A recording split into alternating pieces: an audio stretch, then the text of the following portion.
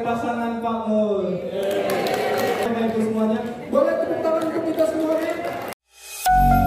Bismillahirrahmanirrahim. Assalamualaikum warahmatullahi wabarakatuh. Alhamdulillah. Allahumma sholli ala Sayyidina Muhammad wa ala ali Sayyidina Muhammad. Halo, apa kabar sahabat? Semoga dalam keadaan baik, sehat, dilapangkan rezekinya dan dimudahkan urusan baik sahabat.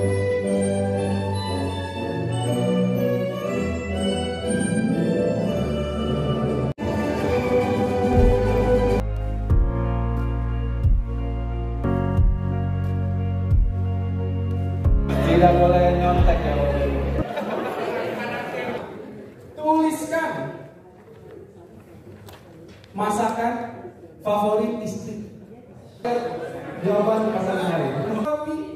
Oke, kita tunggu pertanyaan terakhir. Boleh lihat kiri kanan Bapak Ibu, karena jawabannya akan kita cocokkan. Sudah semuanya? Ayo terus, yang jawabannya benar semuanya kami undang untuk hadir ke depan. Oke, pertanyaan keempat. Tempat liburan favorit. Silakan. Boleh dilihatkan jawabannya ke penonton? Siap. Izin saya bacakan Bu. Makassar, Jogja. Makassar. Izin Pak. Malang. Pantai. Jogja dan beda. Karena ada 3 pasangan yang jawabannya benar, kita masih menyiapkan 1 pertanyaan lagi. Untuk Pak Amin nggak apa-apa di depan saja Pak.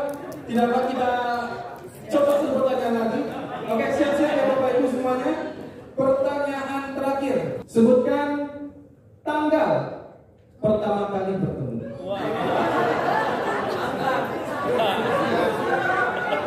Tidak apa, boleh jawabannya bulan, tahun yang paling mendekati. Itulah pemenangnya. Makasih, izin saya bacakan ya Ibu. Bulan Mei 2008 diklat PPAKP Angkatan 2. Ini di bawah tulisannya 2008 Juni. Jawaban selanjutnya 24 November. Jawaban Ibu November 93. Oke, diingat-ingat ya Bapak Ibu jawabannya ya, karena kita akan pilih juaranya. Izin Bu saya bacakan 1995, izin Pak. 1995 pulang kampung. Dari keempat kandidat, jawaban mana yang paling cocok? Bulan Mei 2008, izin Pak. 2008 Juni. 24 November, izin Bu. November 93. 1995 pulang kampung, izin Pak. Boleh Bapak Ibu tepuk tangannya untuk pasangan agung. Izin. Yang paling ramai tepuk tangannya kita pilih sebagai pemenang Bapak Ibu ya. Boleh tepuk tangannya untuk pasangan Pak Wawan. Boleh tepuk tangannya untuk pasangan Pak Wawan. Izin langsung saya putuskan saja Bapak Ibu ya, untuk games hari ini dimenangkan oleh pasangan Pak Mul. Terima kasih, kami persilakan kembali lagi Bapak Ibu semuanya. Boleh tepuk tangan untuk kita semuanya. Selanjutnya kita akan langsung beranjak ke acara inti, yaitu bincang santai dengan narasumber kita berkaitan dengan tema kita pagi hari ini, yaitu Building Integrity at Home, peran keluarga dalam pencegahan korupsi dan pengendalian gratifikasi. Baik, rekan-rekan sekalian, selamat datang. Itu adalah Ibu Ana Surti Aryani atau biasa dipanggil Mbak Nina. Yang kedua, langsung saja panggil beliau Mbak Andin Nurita Sofia dengan tepuk tangan.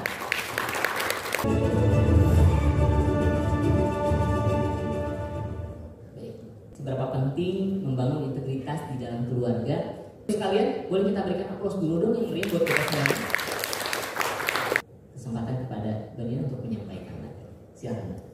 Baik, terima kasih Mas Wendy. Assalamualaikum warahmatullahi wabarakatuh. Waalaikumsalam warahmatullahi wabarakatuh. Terhormat ini Bapak Sekretaris BPPK Kemenkeu Pak Iqbal Islami, juga Bapak Kabag SDMKI Pak Prianto, semua peserta baik yang ada di luring maupun yang ada di daring ini terima kasih sekali.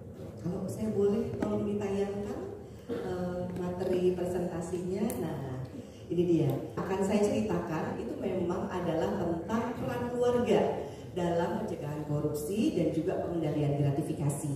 Saya mau nanya dulu nih sekarang ya, baik sama yang di luring maupun yang di daring. Kira-kira kalau menurut Anda, apakah 0 sama sekali tidak berpengaruh atau 10 amat sangat berpengaruh? Saya setuju di 7 atau 8. Misalnya pengaruhnya itu adalah 9 atau 10, berarti kita sebagai individu tidak punya pengaruh apapun di dalam keluarga kita.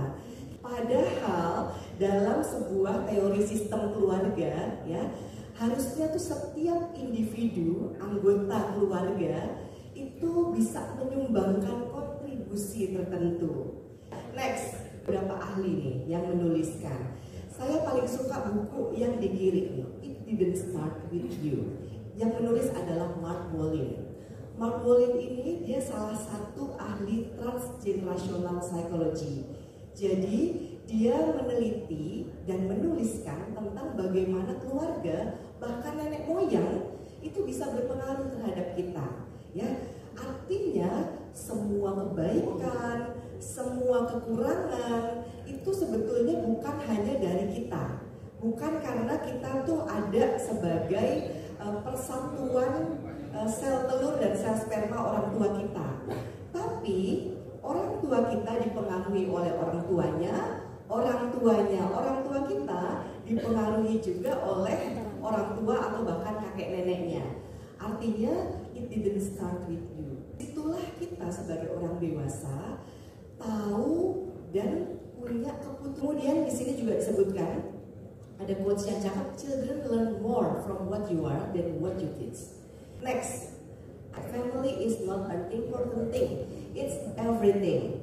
Ya, jadi memang kita pulang itu kembali ke keluarga. Setuju? Setuju. Setuju ya.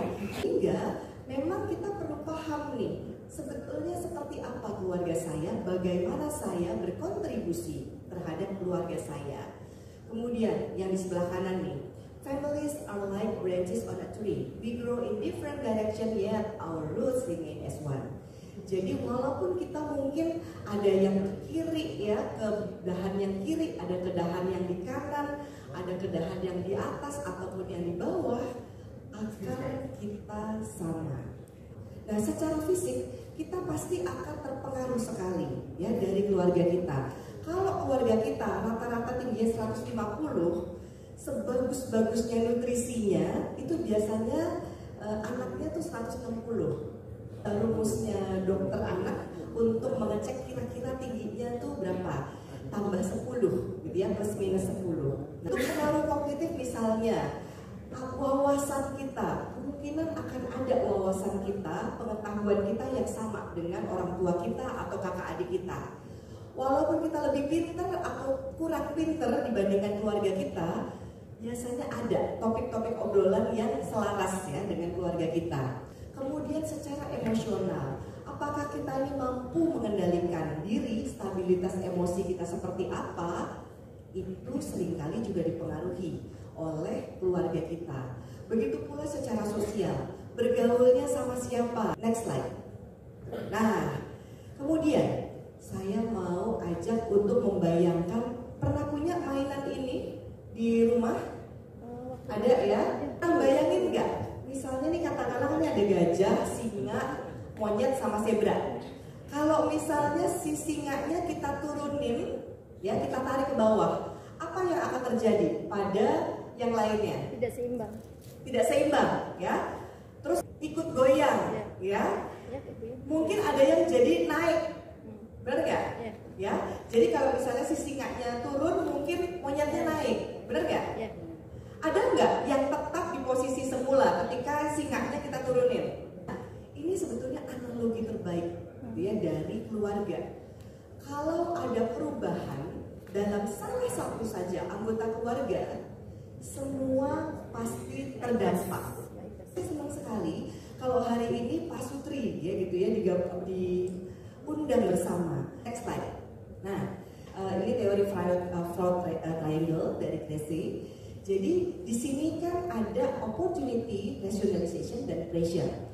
Opportunity, alasan untuk melakukan segala macam tindak korupsi gitu ya, atau gratifikasi, bisa karena memang opportunity-nya ada, kesempatannya ada. Terus kemudian rationalization, di sini keluarga juga bisa punya peran, ya. Atau katakanlah pressure, ya. Pressure ini jika misalnya katakanlah anaknya sakit, atau misalnya ibunya bilang gini, Pak, tetangga aja udah ganti mobil, gimana? Kita kapan diganti mobilnya, gitu ya?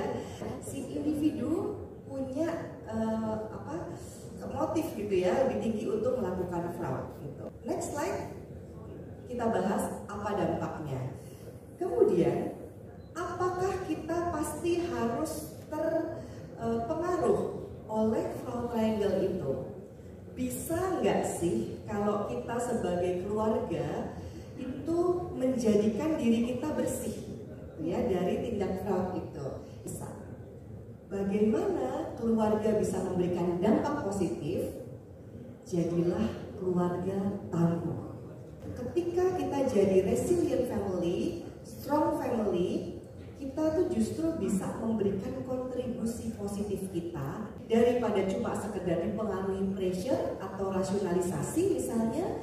Kita tetap bisa menentukan perbuatan benar apa yang bisa saya lakukan. Seperti apa jadi keluarga tangguh? Next slide. Ada satu penelitian, ini namanya John Dufresne. Dia melakukan penelitian terhadap ribuan keluarga, lalu dia mengecek, kok ada ya dalam segala macam kondisi ini, ada keluarga-keluarga tuh yang tetap tangguh. John Dufresne itu menyimpulkan, keluarga yang kuat itu melakukan 6 hal ini. Yang pertama, adalah tentang pemberian afeksi, adanya apresiasi, juga ekspresi kasih sayang, memperjelas sayangnya kita tuh sama anggota keluarga kita tuh seperti apa. Kemudian yang kedua, komunikasi. Komunikasi ini penting untuk dilakukan secara hangat dan positif dan tentunya terbuka. Artinya akan membantu kita untuk mendapatkan solusi dan kita terhindar sebetulnya dari berbagai macam risiko. Yang ketiga, komitmen terhadap keluarga. Ini termasuk komitmen kesetiaan, komitmen tanggung jawab dan lain sebagainya. Yang keempat, waktu bersama yang menyenangkan. Lalu yang kelima, nilai. Ini adalah tentang kesejahteraan spiritual dan nilai bersama.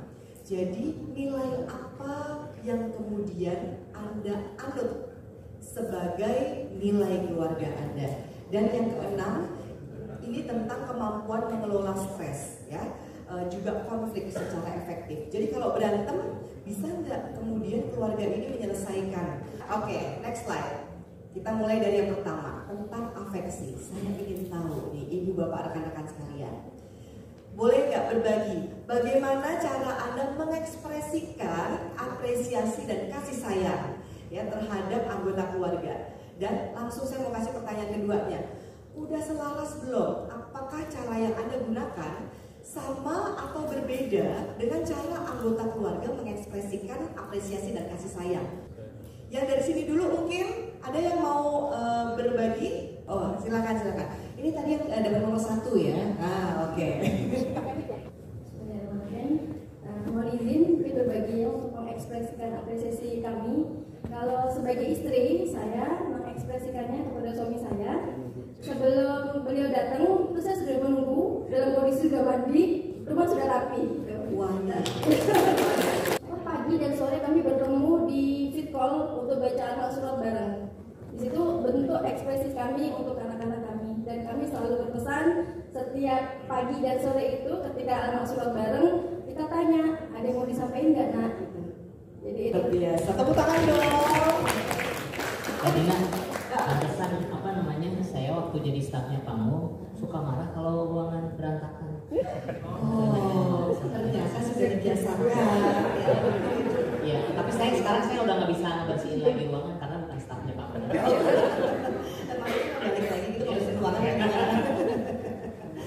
Saya pengen tanya sama kamu lah kalau gitu ya. Nah, kamu kira-kira ini kalau misalnya ekspresi kasih sayangnya ibu kayak gini, nyaman nggak dikasih ekspresi kasih sayang yang seperti ini? Dibersihkan, disambut dengan wangi, terus kemudian diajak setiap pagi dan sore berdoa gitu bareng gitu ya. Ya, alhamdulillah sangat menikmati ya itu. Dan Kadang dulu waktu ke kantor atau pulang ke pakai kendaraan sendiri tuh waktu pulang tuh saya gunakan untuk ngobrol dulu sama istri.